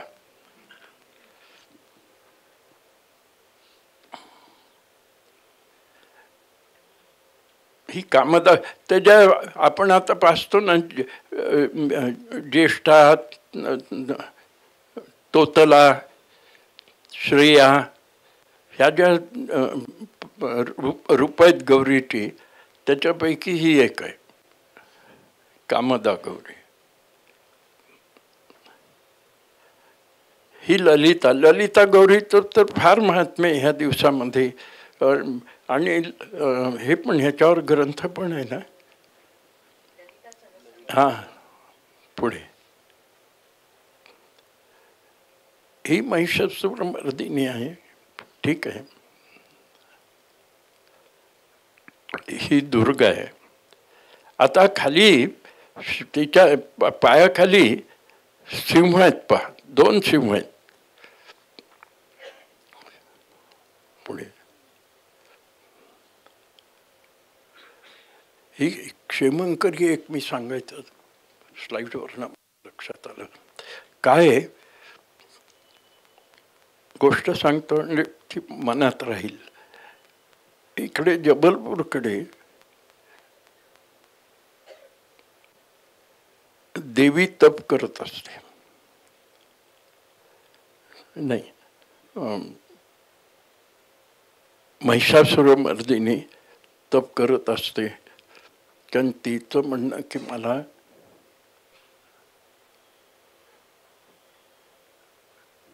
काय देवत्व प्राप्त व्हावं वगैरे असं काही असेल, आता लक्षात नाही माझ्याबरोबर. नारद जातो, तो सांगतो कशा करता तप करतेस तू, तर शिवाची प्राप्ती व्हावी म्हणून. तो म्हणतो मग तू असं अमुक अमुक गोष्टी कर. ते सांगून इकडे शिवाकडे येतो. शिवाला म्हणतो सावध राहा, कारण तिने अनेक देवाचं हे केलेलं आहे, नाश केलेला आहे किंवा प्रयत्न केला त्याचा. तेव्हा तुला सावध व्हायला पाहिजे आणि बाकीच्या देवांचं संरक्षण करायला पाहिजे. आता नारद लक्षात आलं ना तुमच्या. तेव्हा शिव सावध होतात आणि मग जे काही करायचं ते होऊन जातं. देवांना वाचवणारी ही शिवाची मूर्ती, ही देवी म्हणून तिला क्षेमंकरी म्हणतात. क्षेम स्वरूपाचं काम करते म्हणून क्षेमंकरी म्हणायचं. ही महाराष्ट्रात फक्त एके ठिकाणी आहे, सोलापूरला, आणि ती अशा ठिकाणी आहे की सामान्यतः जाऊन पाहता येत नाही. तर कलेक्टरच्या बंगल्यात आहे. तुम्हाला कुठं जाता आलं तर पहा. पुढे तिचं दुसरं रूप दाखवलं क्षेमंकरीचं.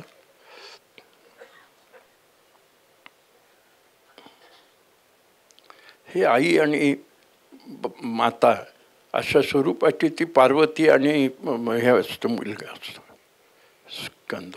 पुढे ही एक ते आता ज्या नवदुर्गा म्हणतो ना त्यातली एक आहे श्रावणी म्हणून. पुढे ही फार गमतीची मूर्ती आहे बरं. कुणाची? दुर्गेची. ती तिच्या हातात आरसा आहे, इकडे केस करते. ती सौंदर्य प्रसाधन करणारी ही देवी आहे. हिची आराधना तुम्ही करायला काहीच हरकत नाही. पुढे ही ज्येष्ठ आहे. मग मी तुम्हाला सांगितलं ना ती गाढवावर बसलेली असते, सूप आणि हे असते, ती ही ज्येष्ठ आहे. आपण मघा बोललो तर त्याच्याबद्दल. त्या अन्व्याच्या देवळावर ज्या मूर्ती आहेत, कीर्ती, कांती, तुष्टी, पुष्टी, त्याच्याबद्दल. आणि हे कोणत्याही मूर्तिशास्त्राच्या पुस्तकात हे तुम्हाला मिळणार नाही. याचं वैशिष्ट्य हे.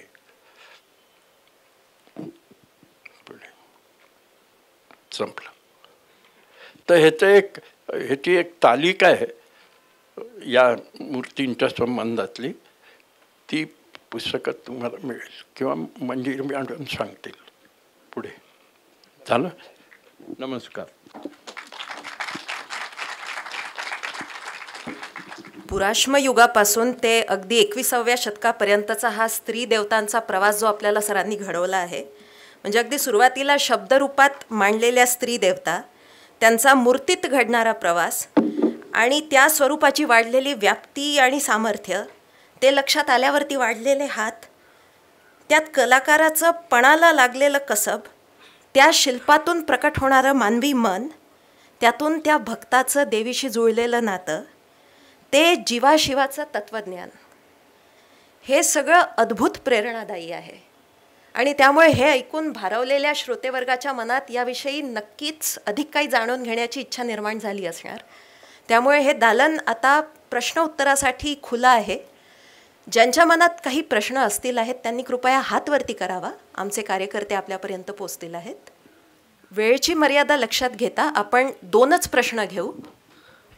नमस्कार, माझं नाव प्रमोद. माझा जरा एक वेगळा प्रश्न आहे, जरा वैयक्तिक आहे की सर, अगदी सुरुवातीच्या काळात म्हणजे या क्षेत्रात तुम्हाला आवड कशी निर्माण झाली? म्हणजे जसं की मला आमच्याकडे जेव्हा वाघोलीत मंजिरी मॅडम वाघेश्वर मंदिराच्या हेरिटेज वॉकला आल्या, मी सहज तिथे गेलो तेव्हा ते दिसलं मला की बाबा त्या मंदिराच्या बाहेर पडलं, त्यांनी इतकं मस्त मस्त मूर्तींचं वर्णन सांगितलं. मग म्हणलं हे पण क्षेत्र भारी, म्हणजे आपण पण गेलं पाहिजे, ह्याच्यात बघितलं पाहिजे वगैरे. तसं तुम्ही अगदी सुरुवातीच्या काळात तुम्हाला या क्षेत्रात तुम्ही कसे आले काय वगैरे? अगदी 2-3 वेळा आलो मी आत्तापर्यंत. माझा प्रश्न दरवेळेस विचारायचा राहून जातोय, आज विचारावं म्हणलं. तुम्हाला या क्षेत्रात आवड कशी निर्माण झाली असा त्याचा प्रश्न आहे. तुम्हाला कसं मूर्तिशास्त्रात यावं कसं वाटतं? तसा सोपा प्रश्न आहे, उत्तराला अवघड आहे. काय होतं, आपण अनेक देवळात जातो, दर्शन घेतो, भक्तिभावानं घेतो, पण माझ्या असं लक्षात आलं कालांतराने की मूर्ती कशी आहे हे न पाहता आपण दर्शन घेतो. तिचा उद्देश काय, काय मागितलं पाहिजे हे न लक्षात घेता, म्हणजे जसं मारुतीकडे जायचं माझं लग्न होऊ दे म्हणायचं, तो ब्रह्मचारी मनुष्य. तर तो त्या राक्षसिनीचा काय म्हणतात त्याला, पनोतीचा तो उत्तरेकडे आणि मध्य प्रदेशात अशा मूर्ती फार आहेत.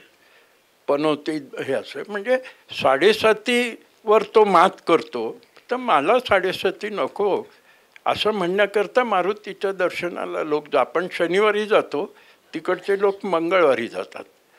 तर अशा गोष्टी लक्षात यायला लागल्यावर आता पांडुरंगाचं दर्शन घ्यायला किती लोक जातात हो, आषाढी कार्तिकीला तर लाखो लोक जातात, पण ती मूर्ती योगस्थानक आहे हे कुणाला माहिती असणार, तर ते अवघड जातं. तर अशा पद्धतीनं मूर्ती ते मागच्याही भाषणात मी सांगितलं, तर कुठं ते हे दिवे आगरला मूर्ती पाहतात. रूपनारायण. आता रूपनारायणामुळं, त्याच्या नावामुळं ती मूर्ती नारायणाची असं लोक समजतात, पण ती आहे केशवाची. मग रूपनारायण कसं आलं, तर त्या गंडरादित्य शिलाहार राजा जो असतो त्याचं नाव रूपनारायण आहे. असं मग आपण मूर्ती पाहतो म्हणजे काय करतो असं. तर मूर्ती समजून घेऊन त्या मूर्तीतनं काय अभिप्रेत आहे आपल्याला, तशी ती आहे का हे पाहायचं आणि मग दर्शन घ्यायचं, ते खरं दर्शन. जे तांदळा स्वरूपातल्या देवता आहेत त्याचं थोडंसं सांगाल का? म्हणजे मूर्ती नाही आहे पण तांदळ, माहूर वगैरे अशा प्रकारे. हो,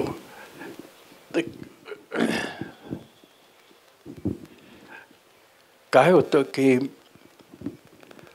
पूर्ण मूर्ती घडवता येत नाही, एक असा काळ आहे. पण शिळा आहे आणि त्याला मूर्तीचं रूप द्यायचं आहे. मग आम्ही डोळे करतो, नाक करतो आणि मग तांदळा म्हणतो.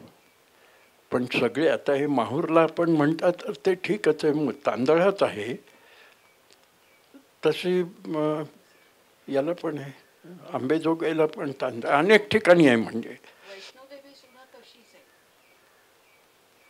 हां, 3 देवी दाखवलेल्या आहेत. हो, पण त्याची गंमत सांगतो तुम्हाला. समजा त्या देवी इकडच्या तिकडं केल्या तर काय कळतं, तुम्ही आत्ता दर्शन घेताना मधली लक्ष्मी इकडची, पार्वती इकडची असं आता म्हणू शकता, पण आम्ही मधलीच मूर्ती इकडे ठेवली तर तुम्ही कसं ओळखणार तिला ही लक्ष्मी म्हणून. त्यामुळं तांदळामध्ये श्रद्धा असली म्हणजे मग ते स्वरूप आपल्याला कळतं. मी तुम्हाला एक गंमत सांगतो, घडलेली गोष्ट आहे. मी ह्याला गेलो होतो रत्नागिरीला. रत्नागिरीला जो टिळकांचा जन्मस्थान आहे तिथंच आर्किओलॉजीचा ऑफिस आहे, तिथंच मी थांबलो होतो एक रात्र. सकाळी उठून मी तिथल्या अधिकाऱ्याला म्हटलं की अरे, या खोलीत त्यांचा जन्म झालेला आहे आणि पाठी ह्या खोलीत आहे, असं का? तो म्हणाला ती खोली रिपेअर करणं चाललंय. पण हे माहिती नसताना मी दर्शन घेतलं तर आणि मला विचारलं तर मी सांगणार उजवीकडच्या खोलीतच जन्म, काय पाठी आहे तिथं. असं होतं. तुम्हाला रामदास स्वामींची कथा सांगतो, पूर्ण नाही सांगत, थोडी सांगतो. तर तिथे त्या देवळाच्या तिथं ओठेवर नदीच्या काठी असे हे होते, शेंदूर लावलेलं. ते गोडसे आमचे म्हणाले, कोण गोडसे? हत्तीवर वगैरे लिहिणारे, शक्तीबद्दल लिहिणारे वगैरे चित्रकार गोडसे, द ग गोडसे. ते म्हणाले की फक्त माणसाचा जो दगड आहे तो ठेवला आणि बाकीचे नदीत सोडून दिले. मी म्हणलं ह्याला माणसाच नाही. म्हणलं ह्याला माणसा का म्हणावं, याला का नाही म्हणायचं, सगळे सारखेच आहेत ना. भाव तुमचा तिथं असतो.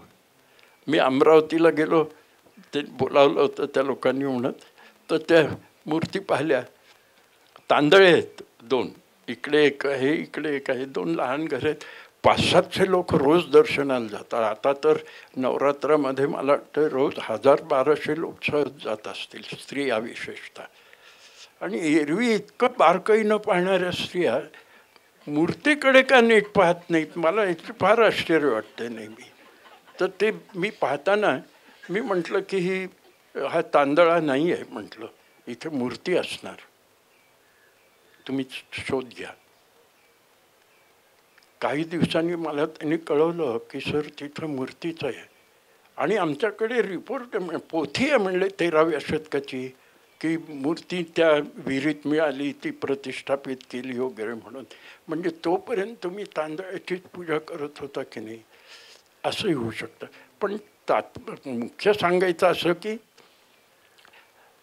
आम्ही दगडाला शेंदूर लावला, डोळे काढले, तोंड काढलं, आणि आम्ही भाव प्रकट केले की ही मूर्ती हिची आहे, ही मूर्ती ह्याची आहे.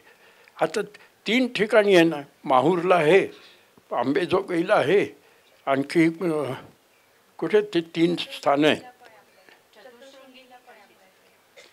तर ते तिथल्या देवीचं नाव वेगळं, इथल्या देवीचं नाव वेगळं, स्वरूप देवांचं एकच आहे, देवींचं. तांदळाचं इथंही आहे तिथंही आहे. मग तिथे वेगळ्या नावाने ती देवी प्रसन्न, इकडे वेगळ्या देवांना. हे काय आहे तर मानवी मनाचं प्रक्षेपण आहे, ते भावभावनांचं प्रक्षेपण आहे. आणि मला मग ह्या तांदळामध्ये ही देवी दिसते, ही माझी श्रद्धा आहे, असं असणार नाही. बरोबर आहे ना? आणखी 1-2 प्रश्न घेऊ शकतो आपण, आपल्याकडे तेवढा वेळ आहे. नमस्कार. मला असं विचारायचं होतं की ह्याच्यात किती तथ्य आहे की काही जैन देवळं हिंदू देवळांनी अप्रोप्रिएट केली आणि ती कळून येतात का की ही मूळ जैन देवळं होती मग ती हिंदूंनी अप्रोप्रिएट केली? किंवा असंही म्हणतात की तिरुपती बालाजी पण मूळ जैन होतं आणि मग आपण गोविंद म्हणून त्याला, ह्याच्यात काही तथ्य आहे का?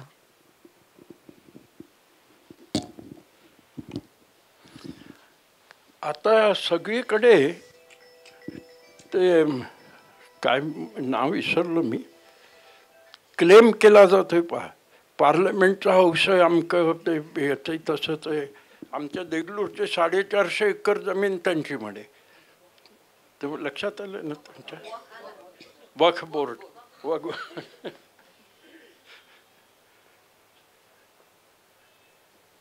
तर असं काय म्हणालात तुम्ही? तर ते ॲप्रोप्रिएट काय होतं ते तुम्हाला सांगतो. म्हणजे माझा अंदाज, तर्क आणि त्याच्याबद्दल थोडं ज्ञान याच्यावर आधारलेली मी तुम्हाला एक गोष्ट सांगतो. अन्वयाचा आत्ता उल्लेख अनेकदा केला. ते देऊळ शिवाचं देऊळ म्हणून सगळे लोक मानतात. सेतू माधवराव पगडीने तेच लिहिले वगैरे वगैरे. आता मूर्तिशास्त्राच्या दृष्टीनं आम्ही ते देऊळ पाहिलं म्हणजे आमच्या लक्षात येतं की अरे ह्या गाभाऱ्याच्या इकडच्या इकडच्या खांबावर विष्णू आणि लक्ष्मी आहेत. भोवताल तुम्ही पाहिलं तर लक्ष्मीच्या मूर्ती आहेत सगळ्या. मग ही विष्णूची, हे विष्णूचं मंदिर असणार, शिवाचं कसं असेल? तिकडे धारासूर म्हणून एक गाव आहे गोदीच्या काठी, परभणी जवळ. तिथेही असंच झालं. तिथे शिवलिंगाची स्थापना झाली आणि देऊळ पाहिलं, इतकं सुरेख देऊळ आहे आणि तिथं केशवनारायण माधवाच्या मूर्ती आहेत, 24 मूर्ती. मग आता हे मुळात विष्णूचंच असणार की नाही? मग हे का? तर मला त्या जे कोणी आपले पूर्वज असतील त्यांच्या बुद्धिस्टिक म्हणजे फार मला कौतुक आहे त्याचं. तर मला सांगतो, देऊळ रिकामं असलं म्हणजे दुर्लक्ष होतं त्याचं. आणि त्या काळामध्ये म्हणजे 14-15व्या शतकामध्ये मूर्ती आज आपण पाहतो तशा घडवल्या जात नसत, किंवा 12-11व्या शतकात वगैरे तशा घडवल्या जात नसत. अनेक कारणं आहेत त्याला. तर मग काय करायचं? तर सोपं आहे ना, शिवलिंगाची स्थापना करून मूर्ती देऊळ पूजेत आणणं हा एक भाग आहे. तर तसं ते आणलं गेलेलं असतं. मी दुसरं सांगतो तुम्हाला, वेरूळचं जे 15 नंबरचं लेणं आहे तिथं तुम्हाला बुद्धाच्या काही मूर्ती दिसतील लहान लहान, पण ते देऊळ आता सगळं शिव आणि विष्णूच्या मूर्तीने व्यापृत झालेलं आहे. ते लेणं असं का झालं? कारण 8व्या शतकाच्या नंतर बुद्ध धर्म महाराष्ट्रातनं लोप पावत होता आणि मग इकडे लक्ष कुणी द्यायचं, हे अस्तित्वात पूजेत आणायचं किंवा दर्शक करायचं, हे कुणी करायचं? मग मूर्ती स्थापन झाली. असं ते तुमचं जे जैन मंदिराचं म्हणता, मी तुम्हाला सांगतो महाराष्ट्रात मी इतका फिरलो आणि कित्येक ठिकाणी जैन मूर्ती इकडं तिकडं पडलेली तुम्हाला दिसतील. मुसलमानांच्या काळामध्ये देवळावर जेव्हा अशी पाळी आली आणि तुमच्या मूर्ती देवळातनं हलवल्या गेल्या, फोडल्या गेल्या, तेव्हा ते देऊळ आपलं ताब्यात पाहिजे, पूजेत पाहिजे, म्हणून ती देवळं हिंदू मूर्ती स्थापन करून पूजेत आणल्या. मी अनेक ठिकाणी हे पाहिलं, बिदरला पाहिलं, इकडे पाहिलं. तर असं ते मला वाटतंय. काही ठिकाणी मूर्ती फोडल्या गेल्याच म्हणूनही पुन्हा शिवलिंगाची स्थापना झाली असेल, हेही खरं. धाराशिवचं मी आता तुम्हाला सांगितलं ना, फार गमतीची गोष्ट आहे. ते देऊळ विष्णूचं आहे हे स्पष्ट होतं. म्हटलं ते माप घेतलं होतं आणि गावात विष्णूची मूर्ती आहे, लहानसं देऊळ आहे, तिथं ते माप घेतलं आम्ही आणि लक्षात आलं की ह्या देवळातली ती मूर्ती आहे. काय झालं होतं तर मुसलमानांच्या आक्रमणामध्ये देवावर गंडांतर आलेलं, तेव्हा ती मूर्ती काढून बाजूला वाहणाऱ्या नदीत ठेवली होती. काही दिवसांनी कुणाला तरी ती मिळाली. आता मग आपण दृष्टांत वगैरे म्हणतो, ठीक आहे. तर ती मूर्ती मिळाली, ती त्यावर ज्यांना मिळाली त्यांनी आपलं लहान देऊळ बांधून तिथे केलं. मी म्हटलं ही मूर्ती देवळात आणता येईल का? आता त्याचं उपजीविकेचं साधन झालं ते, तो कसं देईल तो कोण जो असेल. पण मूर्ती इतकी सुरेख आहे आणि ह्या देवळात बसणारी मूर्ती आहे. पण आम्हाला हे जमलं नसतं तर मग आम्ही जैन मूर्ती आता नाही आहे देवळात. आणि दुसरी गंमत सांगतो तुम्हाला, ओघाने आलं म्हणून खजुरावला तुम्ही गेलात म्हणजे तिथं 2 जैन मंदिर आहेत. बाहेरून पाहिलं तर सगळी हिंदू मंदिरं वाटतील तुम्हाला, पण आत गेल्यावर तुमच्या लक्षात येईल की ही आदिनाथाची मूर्ती आहे, हे आमच्याची मूर्ती आहे असं. तर अशा गोष्टी होतात. मंदिरं पूजेत आणून उपयोग ज्या पूर्वजांनी केला त्यांची दृष्टी मला मान्य आहे. नमस्कार सर. महाकाली, महासरस्वती आणि महालक्ष्मी, तर क्रम कसा अनेकदा वेगवेगळा येतो, तर तो नेमका क्रम कसा लक्षात घ्यायचा? आधी महालक्ष्मी, महाकाली, महासरस्वती. ओके. मग सत्वरजतम या दृष्टीनं विचार केला तर कसं? सत्वरजतम. ओके. म्हणजे महालक्ष्मी, महाकाली, महासरस्वती, सरस्वती शेवटी. ओके, धन्यवाद. आता कोल्हापूरला जे सरस्वतीचं देऊळ आहे महासरस्वतीचं, ते मूळचं नाही. आता ते देऊळ एकदा पेटवलं गेलं होतं, ते बिघडून गेलं. तुम्ही जर ग्राउंड प्लॅन पाहिलात तर तुमच्या लक्षात येईल की हे ह्या गाभारा नवीन बांधलेला आहे म्हणून. धन्यवाद. आता कार्यक्रमाचा शेवटचा भाग आभार प्रदर्शनाकडे वळूया. इंडी हेरिटेजच्या मास्टर क्लासच्या पहिल्या 3ही उपक्रमांमध्ये व्याख्यानकर्ते म्हणून लाभलेले आदरणीय दिगलूरकर सर, आम्ही सर्वार्थाने तुमचे मनापासून धन्यवाद मानतो सर. सर, तुम्हाला प्रत्यक्षात ऐकणं ही खरंच आमच्यासाठी एवढी मोठी पर्वणीची संधी असते की पुढचे कितीतरी दिवस आमचे अक्षरशः भारावलेले जातात. मनापासून धन्यवाद सर. तसंच भारतीय ज्ञान परंपरा भारताच्या कानाकोपऱ्यापर्यंत पोहोचवण्यासाठी कटिबद्ध असलेले परिमल आणि प्रमोद चौधरी फाउंडेशनचे सुद्धा मी इंडी हेरिटेजतर्फे मनापासून आभार मानते. भांडारकर प्राच्यविद्या संशोधन मंदिराचे श्री भूपाल पटवर्धनजी तसंच श्री सतीश चौधरीजी यांचेही मी इंडी हेरिटेजतर्फे आभार मानते. प्रत्येक वेळेस व्हिडिओग्राफीची जबाबदारी लीलया पेलणाऱ्या श्री प्रसाद ठाकरजी यांचेही मी आभार मानू इच्छिते. वेळात वेळ काढून आमच्या एका विनंतीला मान देऊन इथे आलेल्या आमच्या MA इंडॉलॉजीच्या गुरु डॉक्टर मंजिरी भालेरावबाई यांचं मी मनापासून आभार मानते. कारण की बाई, तुम्हाला इथे पाहूनच आमचा उत्साह 4 पटींनी अधिक वाटतो. मनापासून धन्यवाद. इंडी हेरिटेजच्या या उपक्रमाला प्रसिद्धी देणाऱ्या सगळ्या वृत्तपत्रांची सुद्धा मी इथे आभार मानते. आणि हा कार्यक्रम यशस्वी व्हावा म्हणून अहोरात्र झटणारे आमचे वर्गमित्र अद्वैतजी करजगी, पद्मनाभजी धायगुडे, राजेशजी कोरडे, यशोधराजी साने, महेशजी मुतालिक आणि कवयित्री इंद्रायणी चव्हाण या सर्वांचे मी मनापासून आभार मानते. आणि सगळ्यात महत्त्वाचं, ज्यांच्या उदंड प्रतिसादाशिवाय हा कार्यक्रम यशस्वी होऊ शकला नसता अशा आपण तमाम श्रोतेवर्गाचे सुद्धा मी मनापासून धन्यवाद मानते. अशा पद्धतीने आजचा कार्यक्रम इथे संपला आहे अशी मी घोषणा करते.